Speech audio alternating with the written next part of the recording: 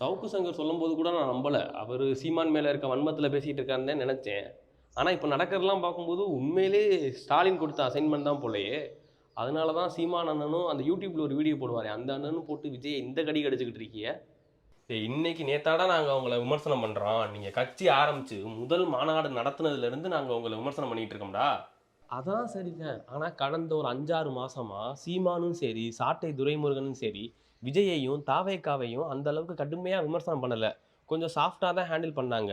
ஆனால் ஸ்டாலினை மீட் பண்ணிட்டு வந்ததுக்கு அப்புறம் இருந்து 2 பேரும் விஜயை போட்டு கடி கடின்னு கடிச்சு வைக்கிறாங்க. விஜய் எதிர்க்க வேண்டிய தேவை என்ன இருக்கு? எதிர்க்க வேண்டிய தேவை என்ன இருக்கா? பெரியார கொள்கை தலைவர்னு சொன்னா எதிர்க்காம வேற என்னதான் பண்ணுவாங்க? ஏன் பெரியாரை நீங்க ஏத்துக்கலையா? பெரியார வழிகாட்டின்னு தானே நீங்க சொல்லிக்கிட்டு இருந்தீங்க. உங்க கட்சியில பாரிசாலன்னு ஒருத்தர் இருந்தார்ல, அவர் எதுக்கு கட்சியை விட்டு தூக்குனீங்க?